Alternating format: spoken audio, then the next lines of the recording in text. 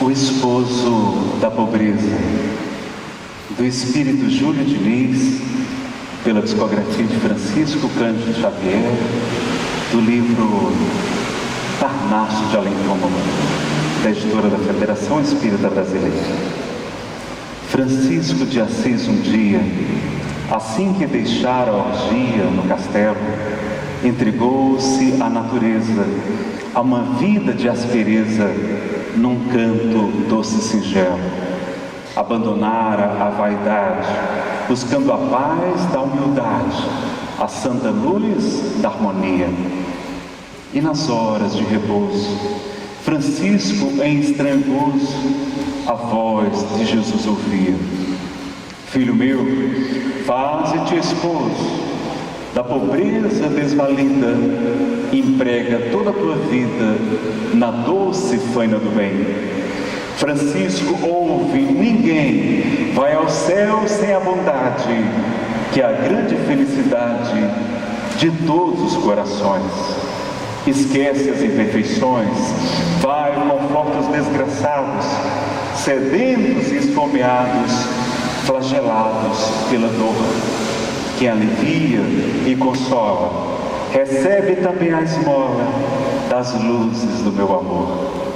Francisco chorava e ria, e em divinal alegria via as flores e os jasmins, que não fiam, que não tecem, com roupagens que parecem vestidos de serafins.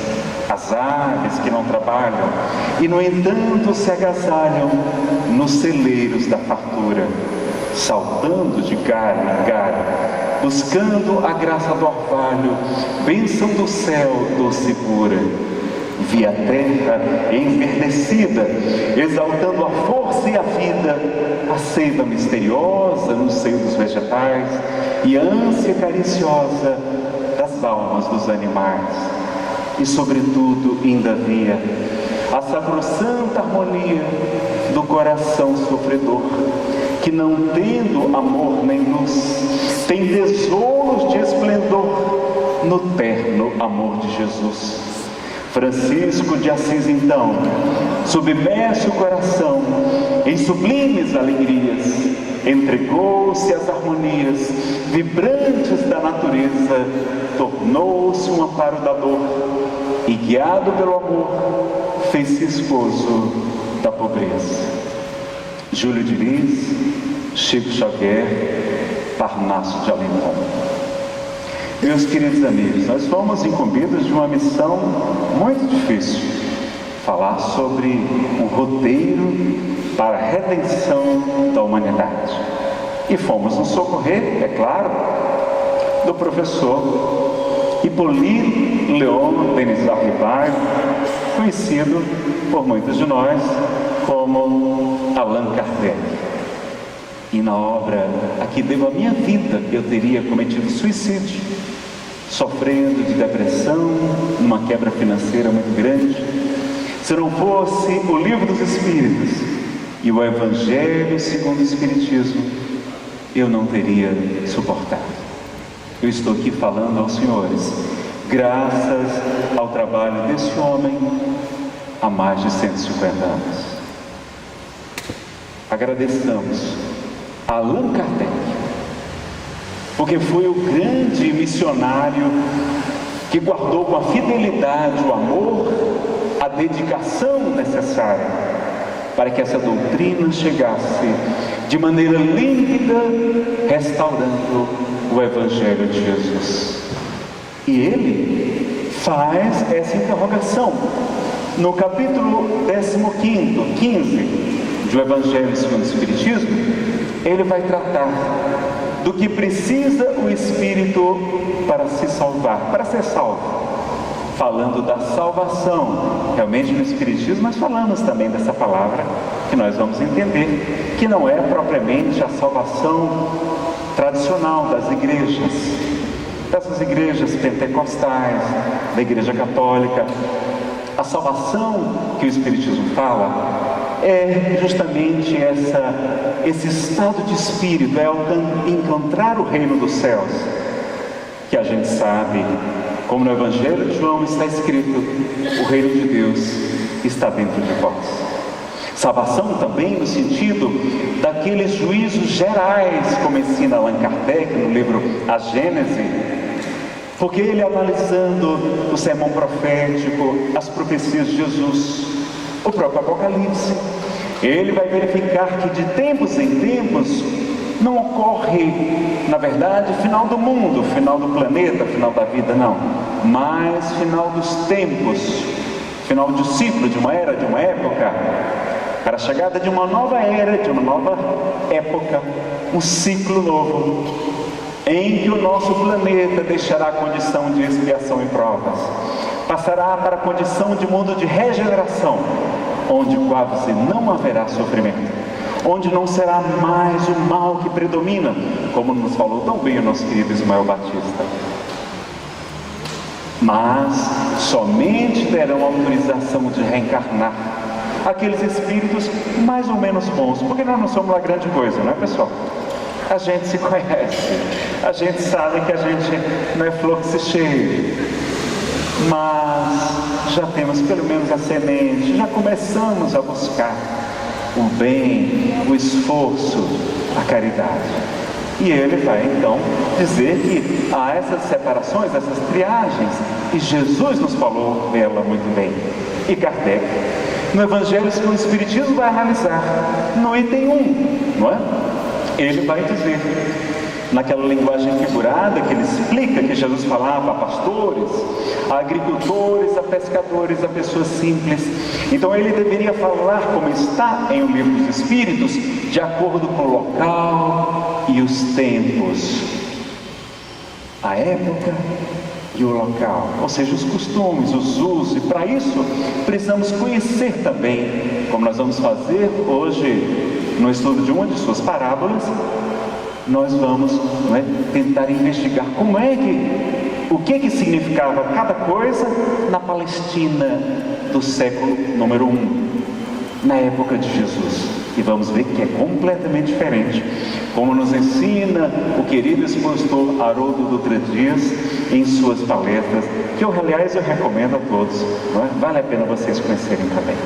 Ora, quando o Filho do Homem vier em sua majestade, acompanhado de todos os anjos, sentar-se-á no trono de sua glória, reunidas diante dele todas as nações, separará uns dos outros, como o pastor separa dos bodes as ovelhas, e colocará as ovelhas à sua direita e os bodes à sua esquerda. Então a separação dos bodes e das ovelhas é uma maneira de falar parabólica também, e vamos entender. Então dirá o rei aos que estiverem à sua direita: vinde, benditos de meu Pai, tomai posse do reino que vos foi preparado desde o princípio do mundo. E aí Jesus vai estabelecer um critério. Quem sabe qual foi o único critério que ele estabeleceu para saber quem ficaria à esquerda? Os bodes, ou seja, aqueles que não teriam mais autorização de continuar reencarnando na terra, que se tornará cada vez mais um mundo melhor. E à direita, aqueles que já estão em condições de povoar esse mundo novo. Quem sabe qual foi o único critério que ele estabeleceu? Eu acho que é o frio, não é? O pessoal ficou assim, congeladinho. Ele estabeleceu o único critério, vocês sabem, é claro, não é? Ele estabeleceu o único critério.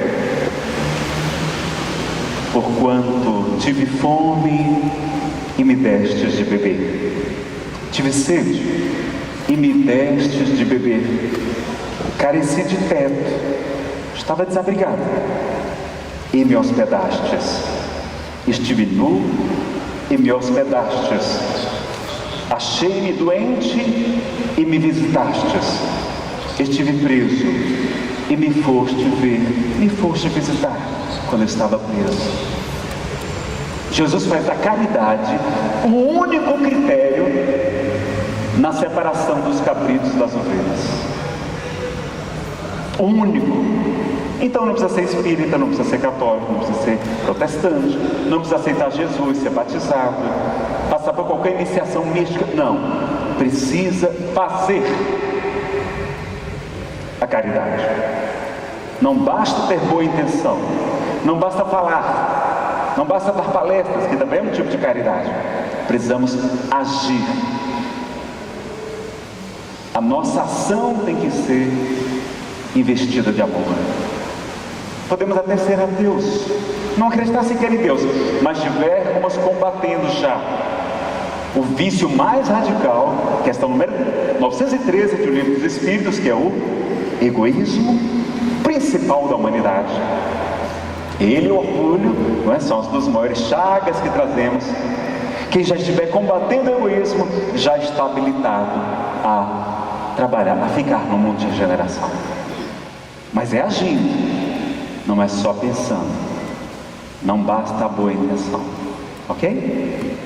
E aí Kardec traz em seguida a parábola do bom samaritano. Isso aqui eu vou avançar. Antes disso, o que é caridade na visão espírita, pessoal? Eu gosto até de escrever caridade com K, de Kardec, porque é muito mais do que as pessoas acham. O sentido comum é dar esmolas, muitas vezes para a gente se livrar de quem nos pede.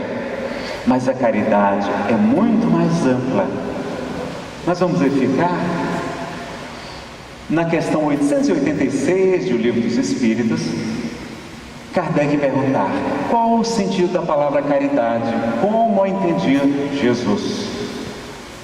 E os espíritos benfeitores da humanidade vão responder 3 coisas: benevolência para com todos, ser bom para todos, para os bons e maus, assim como nosso Pai faz nascer o sol sobre bons e maus e chover sobre justos e injustos, ensinava Jesus, não é verdade? Então, benevolência para com todos. Vamos acionar o BIP. B, primeira sigla. O ID, indulgência para com as imperfeições alheias.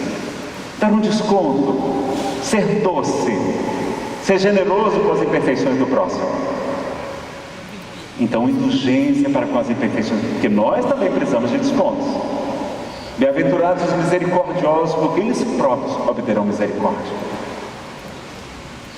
E o P de perdão das ofensas, que é uma imensa caridade. É o sacrifício mais agradável a Deus, nos ensina o Evangelho segundo o Espiritismo, o perdão das ofensas. Então, acionar o BIP da caridade, e vamos saber que existe a caridade da paciência, da tolerância, da educação, como falou também nosso querido Ismael, da gente esclarecer as pessoas, como ensina Emmanuel. A caridade da divulgação da doutrina espírita. Que grande caridade! Porque hoje já não temos tanta gente com fome de comida, com falta de vestes, porque já há uma série de ONGs, de instituições beneficentes. O próprio governo ampliou essa área assistencial e de benefícios. E lá no livro Paulo Estevãos, nós vamos encontrar inclusive um diálogo do grande missionário Paulo de Tarso. Ele vai dizer a Barnabé, na segunda parte, no capítulo 4, poderemos atender a muitos doentes, ofertar um leito de repouso aos mais infelizes, mas sempre houve e haverá corpos enfermos e cansados na terra. Na tarefa cristã, semelhante esforço não poderá ser esquecido. Então, não podemos deixar de fazer o trabalho social, assistência, mas sobretudo com promoção social, e não criar dependentes do nosso trabalho. Não é verdade? Promoção social, lei de progresso. Mas a iluminação do Espírito deve estar em primeiro lugar. Em primeiro lugar.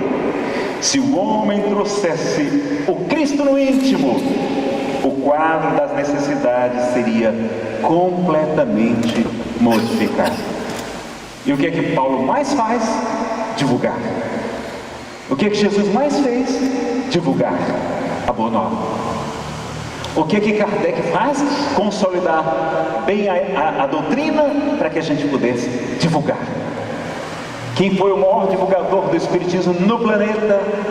Na minha opinião, Francisco Cândido Xavier. Por isso o Brasil é o maior país espírita do mundo. Por causa dele, de Bezerra, de Eurípides e tantos outros missionários que a gente sabe muito bem. Mas Chico realmente vai com mais de 450 livros, com uma obra assistencial, promocional extraordinária, como Consolo às Mães, uma tarefa raríssima da gente encontrar médiuns com essa capacidade. E aí ele vai com a missão principal de divulgar escândalos, no bom sentido, para que a mensagem fosse divulgada. O Espiritismo não veio para curar corpos perecíveis. Não é essa a missão do Espiritismo. O Espiritismo não veio para trazer a comunicação dos desencarnados que precisam se desapegar daqui da Terra. Também eles sofrem com muitas saudades. Quem sabe qual a missão do Espiritismo? Questão 303 de O Livro dos Médiuns. Está lá também o que é o Espiritismo, em O Livro dos Espíritos. A missão do Espiritismo é a reforma moral da humanidade. É o nosso melhoramento íntimo. Não é curar corpos. Podemos encontrar curas, podemos receber comunicações dos desencarnados. Não é para adivinhar o futuro. Não é dado ao homem conhecer o futuro só em ocasiões especiais. Se for para um fim útil. A missão do Espiritismo é o nosso melhoramento íntimo para a nossa felicidade. Porque quanto mais desenvolvido o espírito, maior é a sua felicidade. Então, vai nos apresentar Jesus, o modelo mais extraordinário. É o tipo mais perfeito que Deus oferece ao mundo para servir de modelo e guia. Vede Jesus, contemplai a Jesus, na tradução em espanhol. O modelo de Jesus é o mais perfeito. E eu fiquei muito triste porque o voo atrasou ontem. E eu tive que aguentar Elizabeth Lacerda várias horas.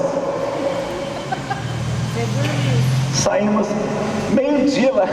Tinha que estar meio-dia no aeroporto.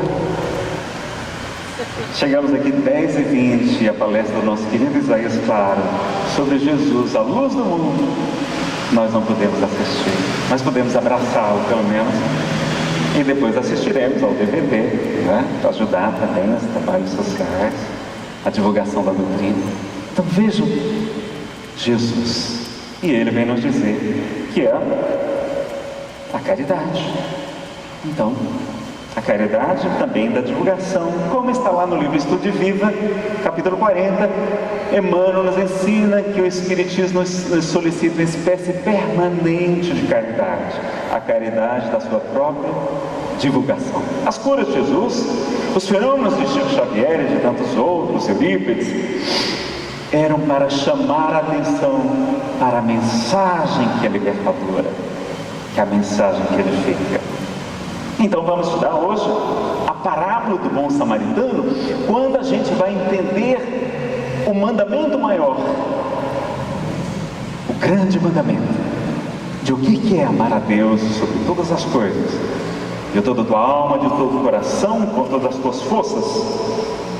E vamos aprender como é que se ama ao próximo, porque os judeus também já sabem que só se ama a Deus amando ao próximo.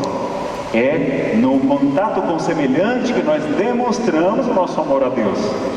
Não é somente na adoração, na prece, não. É no contato com o semelhante. Vamos ver? Então vamos estudar.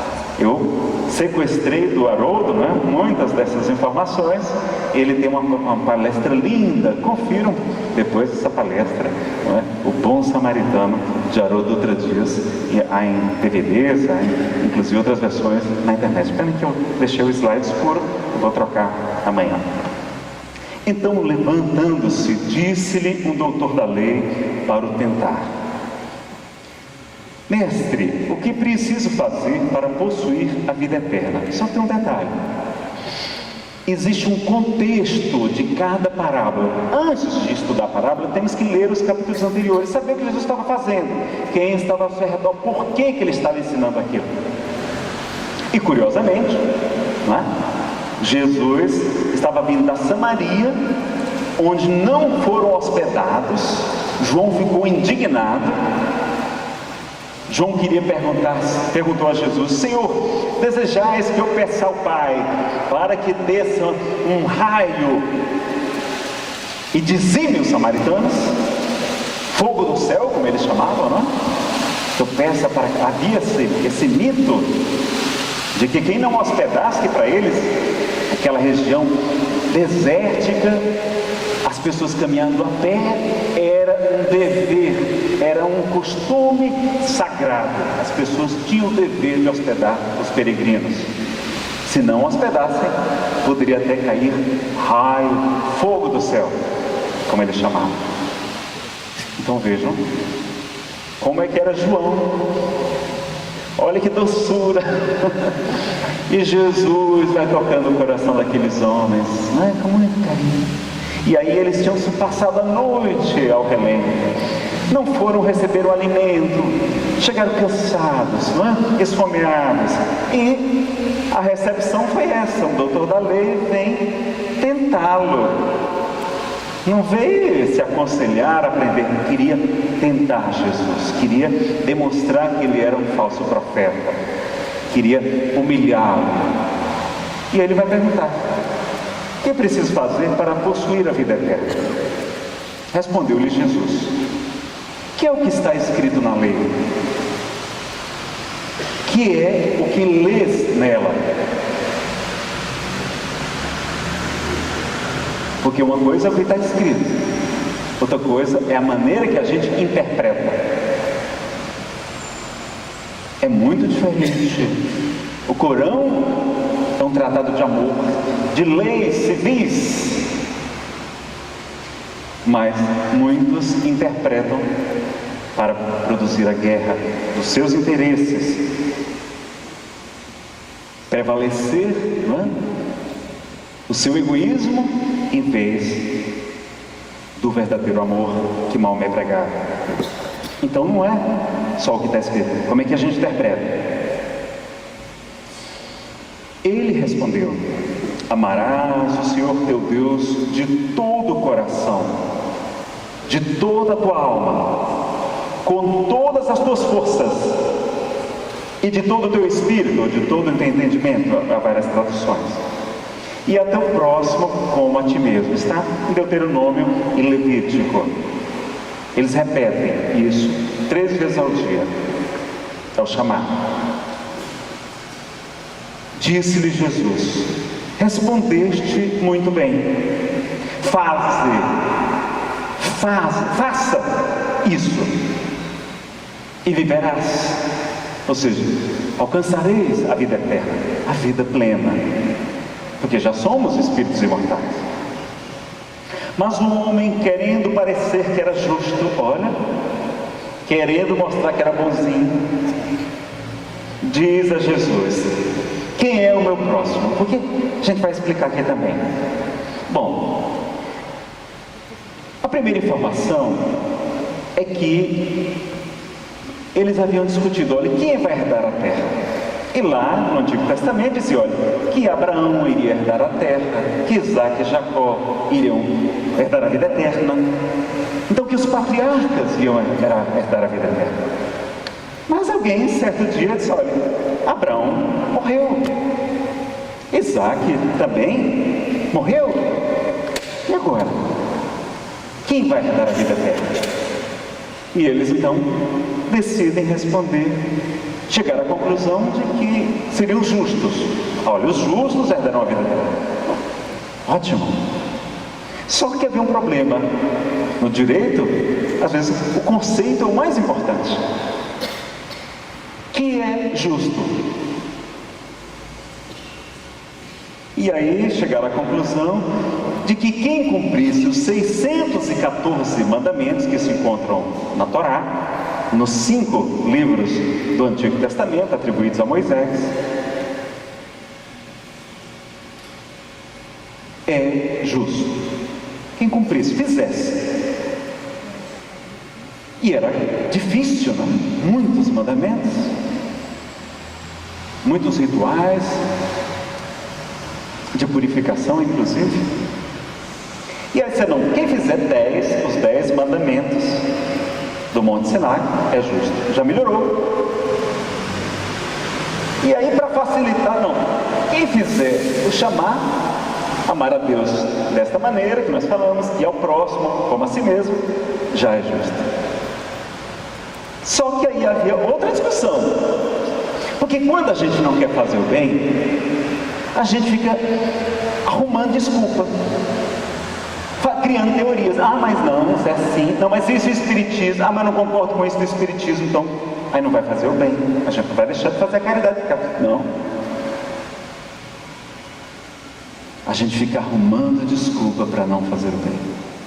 E aí a desculpa deles agora era: quem era o meu próximo? E aí havia duas correntes. Uma de Hillel, avô de Gamaliel, que dizia que próximo não era só o da raça, como a corrente tradicional. A majoritária dizia: não, é para amar quem é judeu. Quem não é judeu, quem é samaritano, quem é romano, quem é gentil, não precisa ajudar, não precisa fazer, não precisa amar. É para amar somente quem é da sua raça, só da nossa nação. Só, por exemplo, quem é brasileiro. Quem não for, você não precisa amar, não. Esse era majoritário.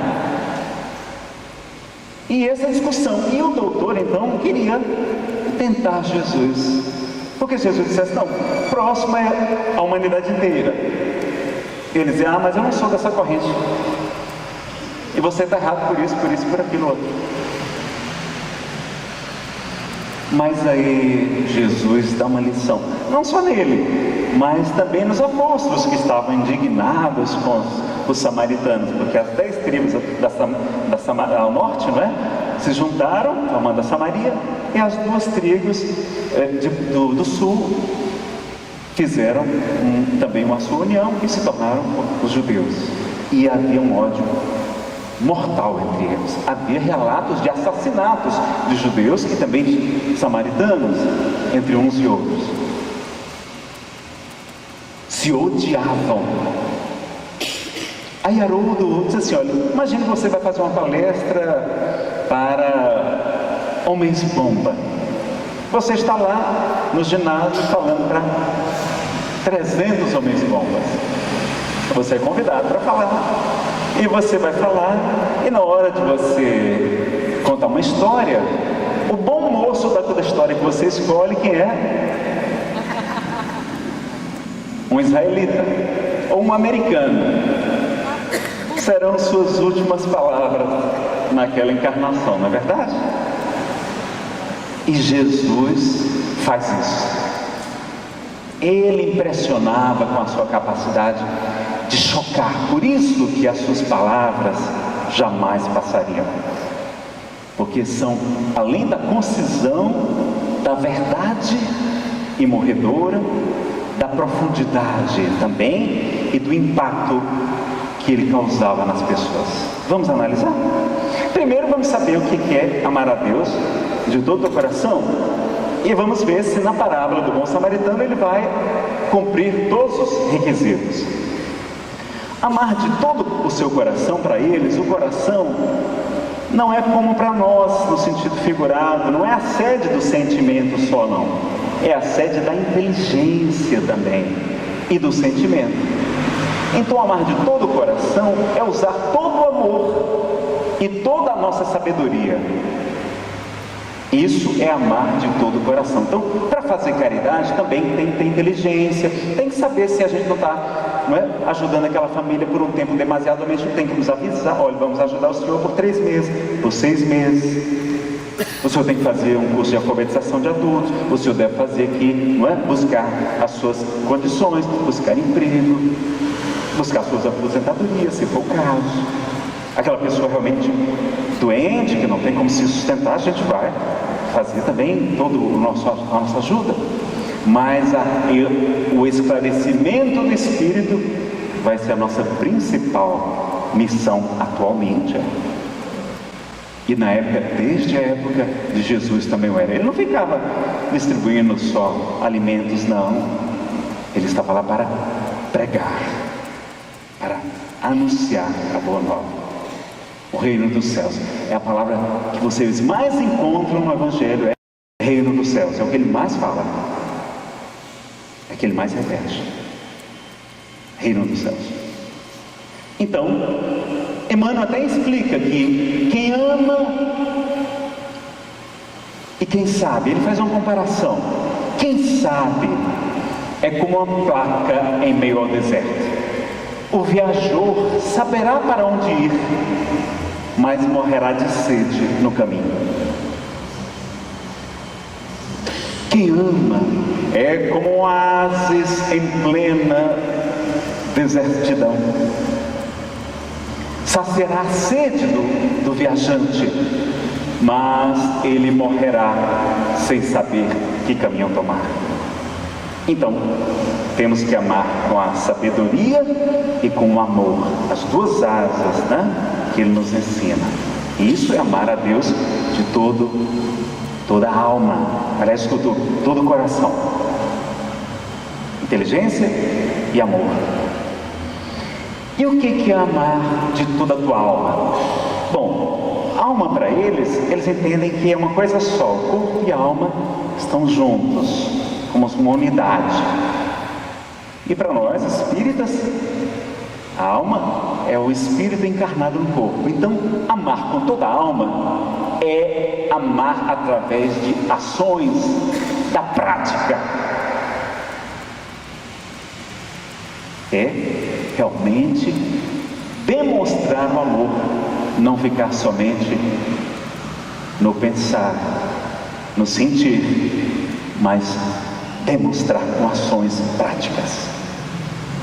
Então, Haroldo diz que quando a sua esposa diz: olha, você foi para o Paraná? Foi. E você me ama de todo o coração? Amo. E cadê a lembrancinha do Paraná que você não trouxe? Então tem que demonstrar o amor para as esposas, meus amigos. Temos que regar esse sentimento tão nobre através das demonstrações de carinho, de amor. Não leve só uma lembrancinha do bazar, um pano de prato bonito, não. Leve o pano de prato e se ofereça para lavar a louça. Ela vai ficar encantada. Não é?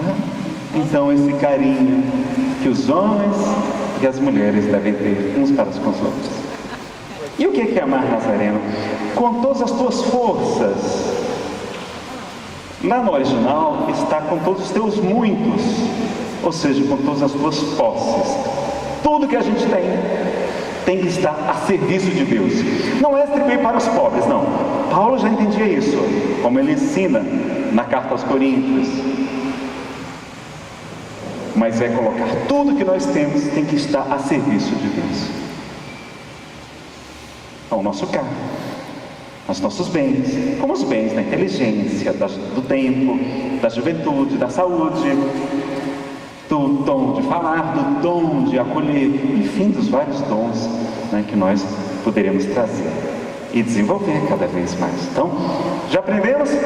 Já sabemos como é que amamos a Deus, todo coração, toda tua alma e com todas as tuas forças. E aí Jesus dá um exemplo, conta uma história, para que nós jamais esquecêssemos de como amar a Deus dessa maneira e ao próximo como a nós mesmos.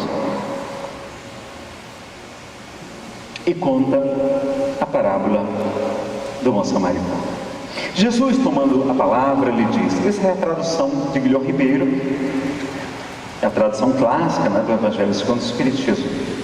Lhe diz: um homem que descia de Jerusalém para Jericó caiu em poder de ladrões, que o despojaram, ou seja, tiraram a sua roupa, cobriram de ferimentos, então ele deve ter ficado deformado, ensanguentado, e se foram deixando semi-morto, ou seja, inconsciente, é a palavra que eles usavam para inconsciente, a pessoa ficou desmaiada.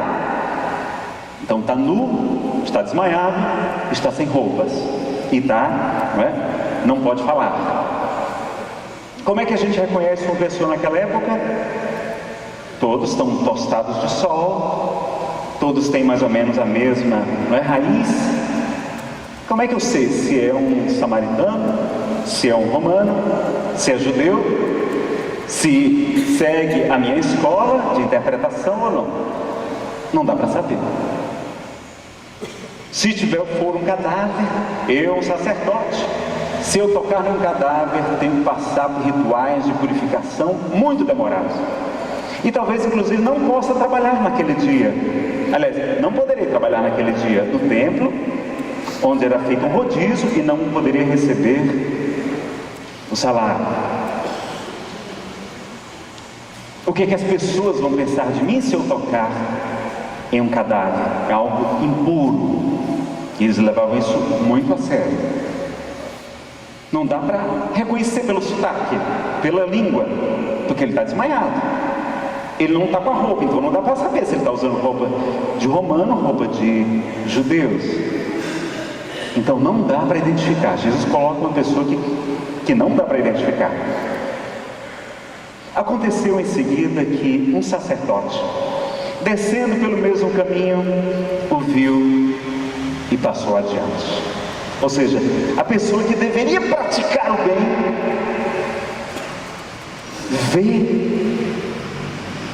mas por talvez essa série de motivos que nós elencamos, porque está mais na teoria do bem do que realmente na prática, passa ao largo, deixa-o sem ajudar. Um levita, que também era uma pessoa esclarecida, que seguia a orientação dos sacerdotes, que ajudava, não ajuda. Aconteceu que em seguida que um sacerdote, um levita que também veio àquele lugar, tendo-o observado, passou igualmente adiante. Mas, e olha o que Jesus faz, que é o bom moço da história, um samaritano. Quando ele falou isso, o doutor da lei deve ter ficado muito desconfortável. Já deve ter ficado assim com os dentes trancados. Mas um samaritano que viajava, ou seja, ele não estava somente caminhando, não. Ele tinha compromisso, ele tinha horário para chegar.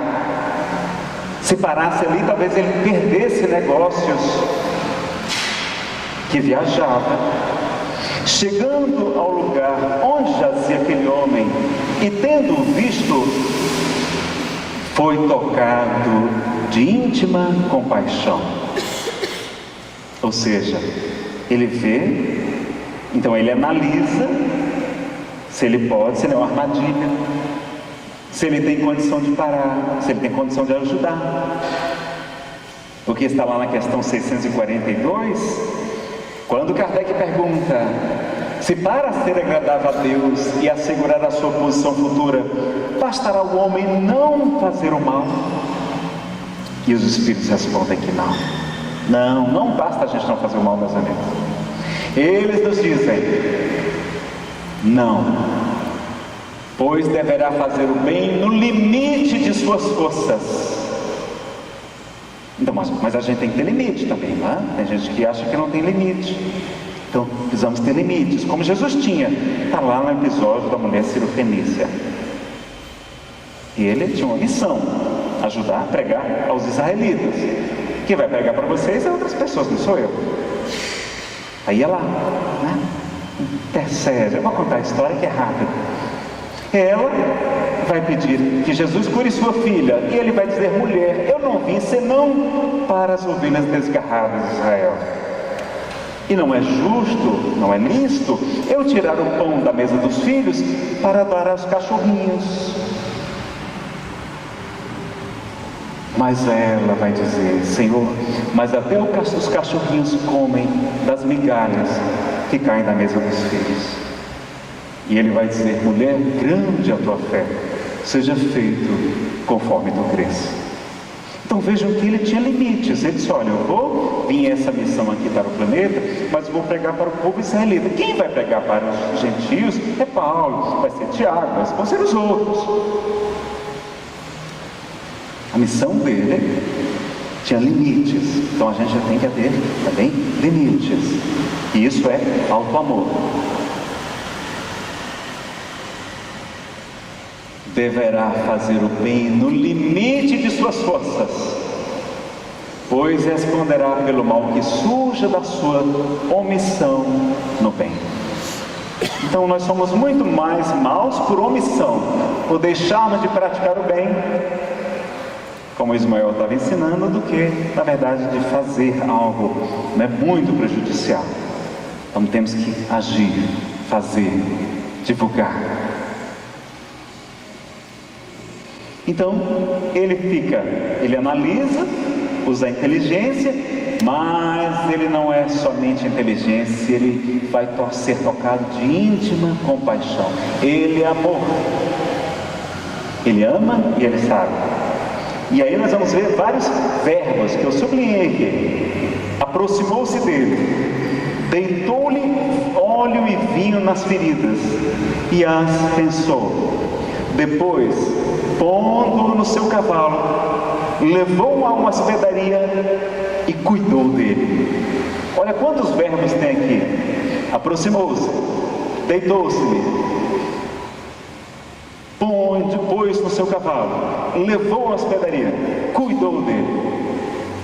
Verbos. Então ele amou ao homem ferido com todo a sua alma.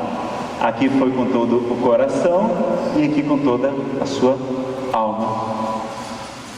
E por fim, no dia seguinte, tirou 2 denários, 2 dinheiros, e os deu ao hospedeiro, dizendo: trata muito bem deste homem, e tudo o que gastares a mais, eu te pagarei quando eu regressar.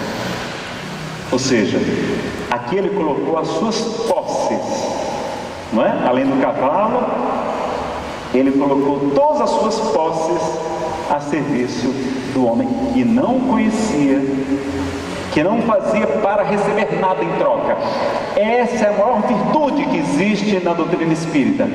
Está lá em O Livro dos Espíritos. Quando fazemos o bem sem esperar retribuição. Essa é a maior virtude. É quando ela não é condicionada a uma retribuição. Ele não sabia. E nem ficou para dizer: olha, o senhor tem que me agradecer, o senhor tem que me ajudar, tem que repor o que eu gastei com o senhor. Não, ele vai embora. Não fica nem para receber o crédito e nem se identifica para o homem. Não deixa o cartãozinho, o número da conta bancária, não é? Ele ama de todas as maneiras, como está no Antigo Testamento. E aí Jesus pergunta para o doutor da lei. Em vez de responder com a resposta, ele responde com perguntas, como Sócrates também fazia. Qual desses 3 te parece ter sido o próximo daquele que cair em poder dos ladrões? Veja que ele inverteu a pergunta, e Haroldo chama a nossa atenção. Eu nunca tinha percebido isso. Ele, em vez de dizer quem é o próximo, ele diz quem parece ter sido o próximo daquele que cair em poder dos ladrões. Ou seja, em vez de você estar aí bonito, cheiroso, não é? Todo arrumadinho, quem é meu próximo? Ei, você é meu próximo? Aquele ali, será que você é meu próximo? Não. Quem foi o próximo daquele que estava caído?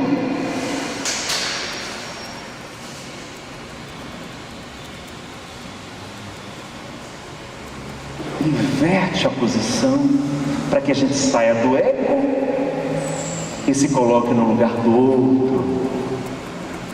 A empatia, isso é a verdadeira compaixão. É como o pessoal fala que misericórdia é colocar o coração no outro, não é? Então, é a gente se pôr no lugar do outro. É amar ao próximo como se fôssemos nós, naquela condição, como nós gostaríamos de ser tratados, auxiliados. Então Jesus dá mais uma lição. E ele deu também nos apóstolos, que estavam indignados com os samaritanos. E o bom moço, apesar de Jesus também não ter sido acolhido por eles naquela viagem, não receber hospedagem, o bom moço da história, ele coloca um samaritano. E aí o doutor Daley, em vez de dizer o samaritano, ele não fala. Olha o ódio. Como é que ele responde? Aquele que usou de misericórdia para com ele. Então, vai, diz Jesus, e faze o mesmo, ou seja, tem que fazer, agir como o sol de Assis. Deixa tudo, distribui aos pobres o que nem era seu ainda, mas lhe cabia, era o filho único, e vai fazer o bem. E o seu exemplo vai tocar 200.000 seguidores, vai transformar a vida de 200.000 pessoas, sem TV, sem rede de amigo espírita, sem o Zé da Tucci. Não é José Aparecido, não, é José da Tucci. Que coisa maravilhosa, não é? O Gilson contou uma história antes, que uma pessoa estava lá numa palestra, olha assim, olha, os homens aqui que são mandados por suas mulheres, fiquem à direita, e os homens que não são mandados por suas mulheres, que não são comandados por elas, fiquem à esquerda. Aí diz que todo mundo ficou à direita, mas um ficou do lado esquerdo. Aí ele ficou intrigado, mas por que o senhor não foi à direita? Ele disse, não, é porque minha mulher mandou eu ficar do lado de cá.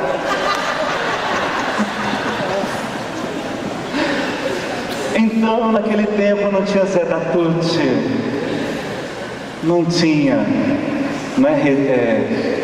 Rádio Web Fraternidade, não tinha TV FEB, não tinha tantas iniciativas do bem, de divulgação, DVDs, CDs, revistas, jornais, satélites, porque as palavras podem até convencer, mas é o exemplo que arrasta as multidões. Ensinava Francisco, o sol de Assis. Então a gente precisa ter essa caridade. E essa caridade vai nos dizer, Paulo, no momento de inspiração divina, na sua carta aos Coríntios, ele vai dizer que, ainda que eu falasse todas as línguas dos homens e a língua dos anjos, se eu não tiver caridade, seria como o bronze que soa e um símbolo que retine. Ainda que tivesse o dom da profecia, da mediunidade, que penetrasse todos os mistérios, ou seja, que tivesse perfeita ciência de todas as coisas, conhecesse tudo, ainda que tivesse toda a fé possível, até o ponto de transportar montanhas, como nos ensinou Jesus, se não tivesse caridade, nada seria. Se for também a ação sem o amor, meus amigos, se for só para ostentar, se for só orgulho, para mostrar que o Espiritismo é uma filosofia espiritualista superior às demais,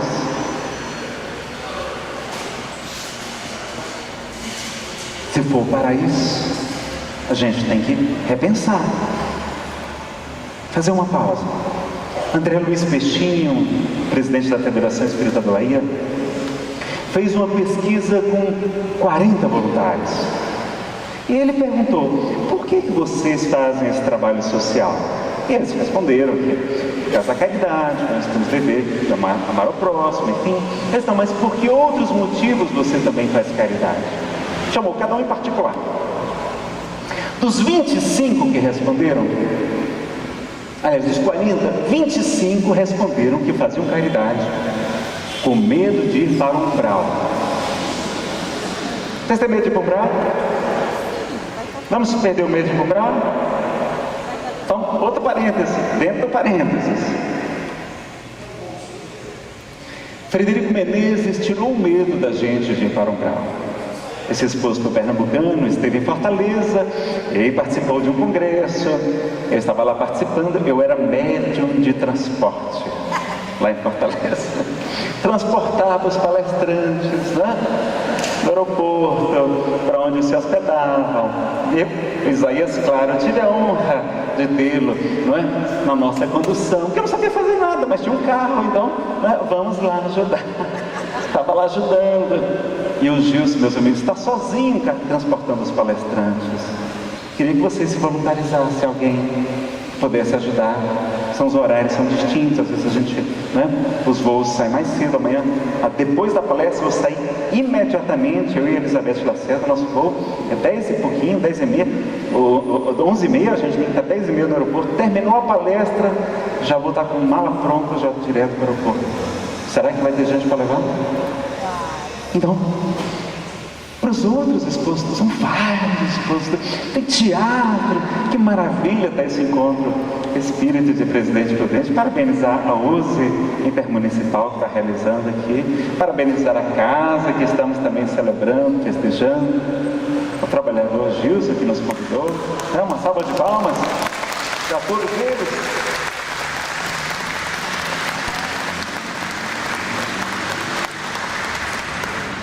E aí vocês têm medo de ir para o umbral ou não? Tem não? Não é porque já estão conformados que vão? Às vezes está conformado já, né? Aí ele tirou o medo da gente completamente de ir para o umbral. Eles pessoal não tem medo de ir para o umbral não. E todo mundo ficou se perguntando assim, né? Por quê, né, Fred? E ele respondeu, é porque lá vai estar assim de gente conhecida. Vocês vão encontrar o pessoal de Presidente Prudente todo lá, de Auriflama, de outras regiões aqui pertinho, né? Tem muita gente de outras regiões que vieram prestigiar o evento, não é? Lá da cidade do Isaías, como é que é o nome lá? Oswaldo Cruz, vai estar todo mundo lá, não fica assim não,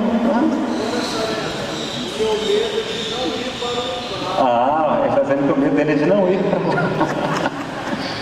Depois ele explica pra gente. Então veja, aí vai estar assim gente conhecida. E se a gente for ficar lá se lamentando, chorando, naquela sintonia negativa como ficou André Luiz, pode se demorar longos 8 anos como ele ficou, já que ele era um suicida indireto, então ele ficou mais tempo, materialista, ateu, porque o conhecimento do Espiritismo fará uma grande diferença no momento da desencarnação. Está lá em Livro dos Espíritos. O conhecimento do Espiritismo faz uma grande diferença, mas a maior é a questão da elevação moral do Espírito.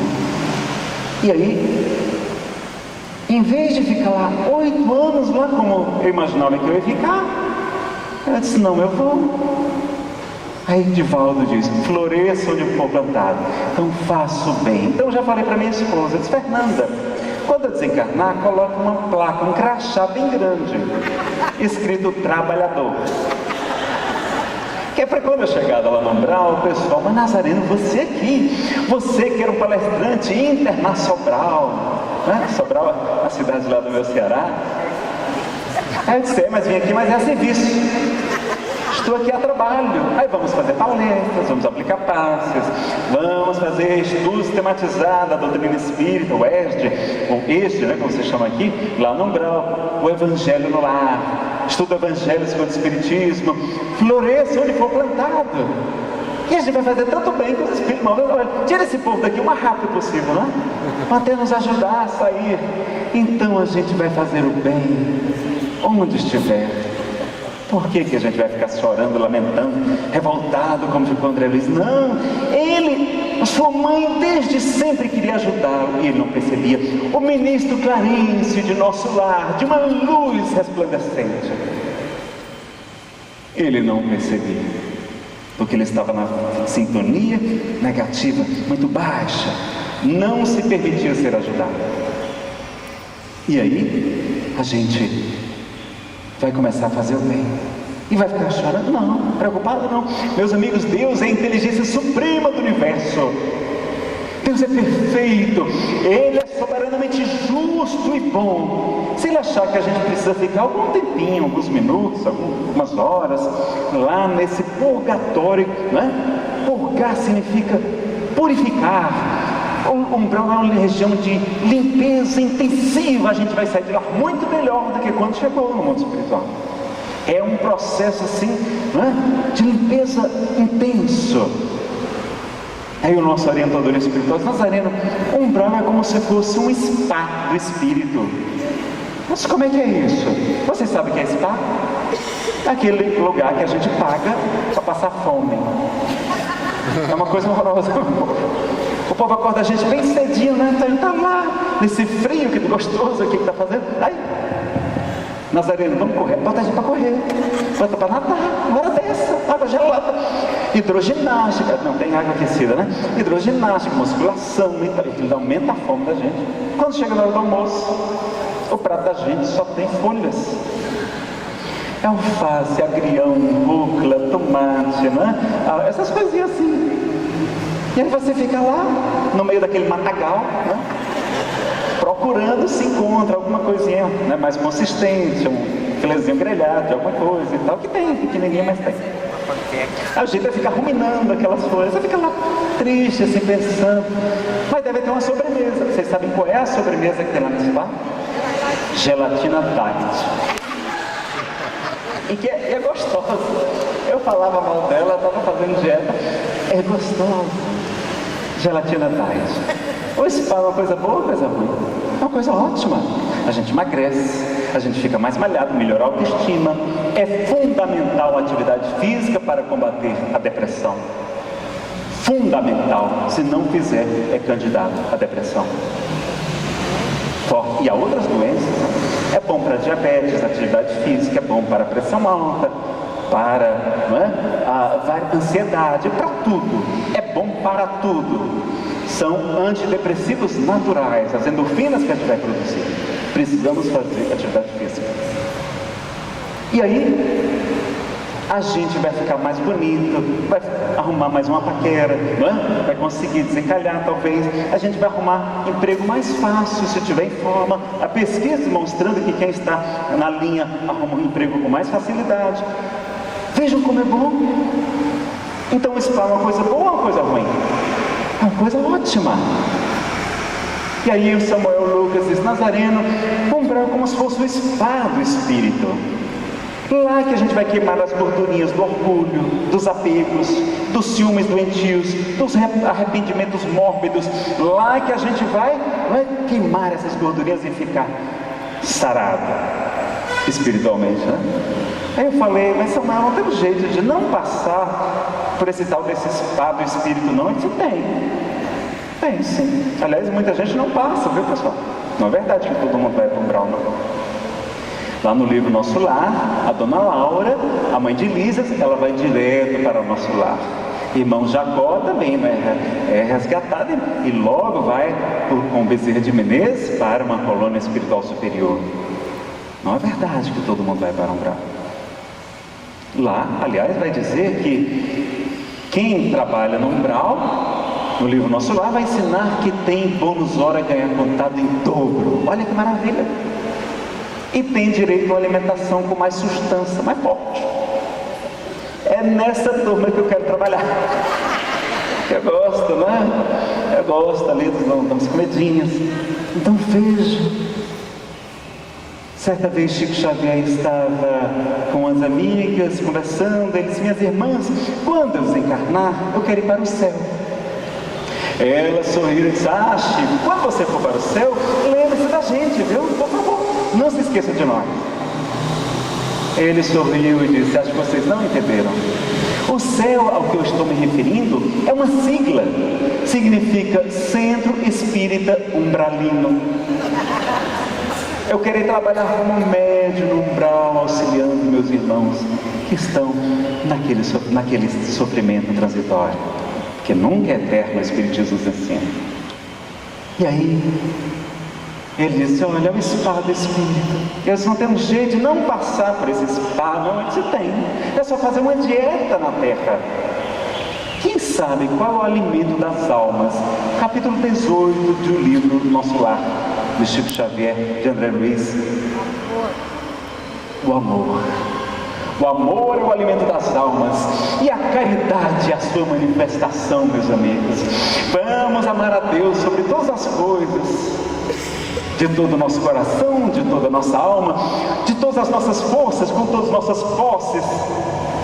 E vamos amar ao próximo, como também nos autoamarmos.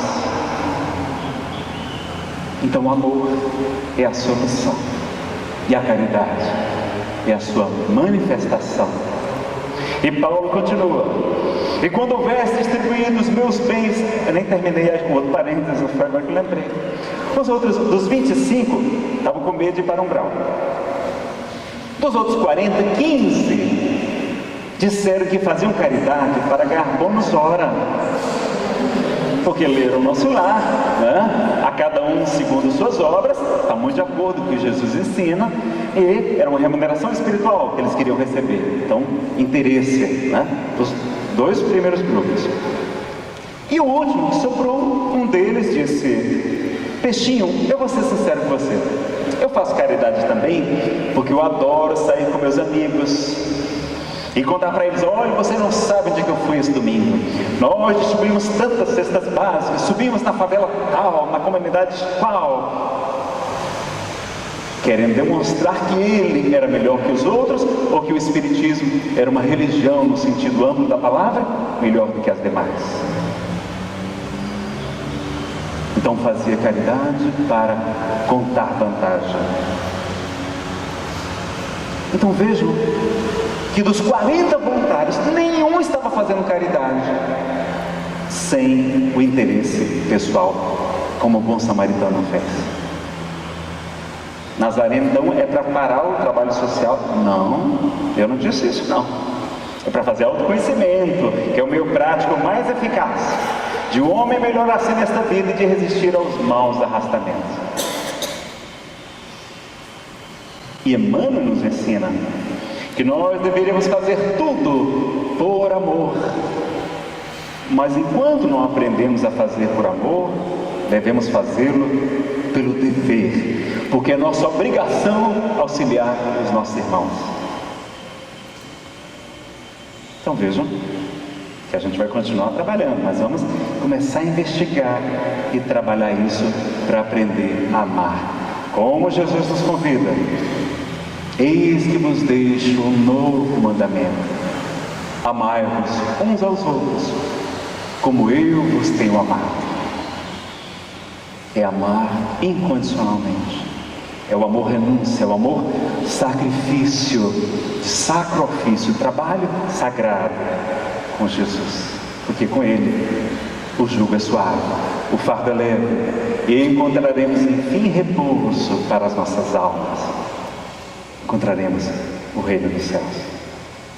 E quando houvesse distribuído os meus bens para alimentar os pobres, e houvesse entregado o meu corpo para ser queimado, se não tivesse caridade, tudo isso de nada me serviria. A caridade é branda, é benfazeja. A caridade não é invejosa, não é temerária, nem precipitada, não se enche de orgulho, não é desdenhosa, não cuida de seus interesses, ela faz desinteressadamente, não se agasta, nem se azeda com coisa alguma, não suspeita mal, não se rejubila com a injustiça, mas se rejubila, se alegra com a verdade. Tudo suporta, tudo crê, tudo espera, tudo sofre, né? E sofre com alegria. Quem conhece Jesus sofre com esperança, com a fé no futuro, com a consciência tranquila, porque sabe que é um mundo de expiação e provas. Nós já estamos no purgatório. Aqui já é um purgatório, diz o livro O Céu e o Inferno. Não vamos ficar com medo de ir para lá, não. Aqui já é um. E tem gente que já está numa condição espiritual melhor, não é? E tem gente que está sofrendo dano aqui mesmo, na dependência química, no materialismo sem esperanças, com uma vida destroçada, pensando em cometer o suicídio, porque a sua fé já não existe mais. A sua religião não se concilia com a ciência, não consegue mais tocar o seu cérebro. E é esta caridade que nós devemos fazer. No budismo, a compaixão mais excelente é a compaixão de levar a certeza da imortalidade da alma. É a certeza que a vida prossegue, somos imortais, super-homens e super-moças. E que não existe a criptonita, meus amigos. Olha que maravilha, eu acrescento. É a compaixão mais excelente dos nossos irmãos budistas, a compaixão branca. Eles identificam por cores, as 5 delas diferentes. Agora, e aí nós vamos ver que a fé é muito importante, não é? Mas Paulo nos explica, como Jesus também nos falou, a cada um será dado conforme as suas obras. Em Apocalipse, no último capítulo, cada um será julgado conforme as suas obras. Não é pela fé. A fé é muito importante. Agora, estas 3 virtudes, a fé, a esperança e a caridade permanecem. Mas dentre elas, a mais excelente é a caridade. Na carta aos Coríntios 13, 1 a 7 e versículo 13. E para nós irmos concluir, vamos só depois colocar um pequeno vídeo. Casimiro Cunha, no livro Parnaso de Além Túmulo, nos fala da supremacia da caridade que Jesus nos ensina. A fé é a força potente que desponta na alma crente, elevando-a aos altos céus. Ela é chama abrasadora, reluzente e redentora, que nos eleva até Deus. A esperança é flor virente, alva estrela resplendente, que ilumina os corações, que conduz as criaturas às almejadas venturas entre célicos clarões. A caridade é o amor, é o sol que nosso Senhor fez raiar claro e fecundo, alegrando nesta vida a existência dolorida dos que sofrem neste mundo. A fé é um clarão divino, refulgente peregrino, que irrompe trazendo a luz. A caridade é a expressão da personificação do Mestre amado Jesus. A esperança é qual lume ou capitoso perfume que nos alenta na dor. A caridade é uma aurora que resplende a toda hora, nada empana o seu fulgor. Seja, pois, abençoada esta fúlgida alvorada a raiar eternamente. Caridade salvadora, pura bênção redentora do Senhor onipotente. E aí a gente gostaria de colocar um vídeo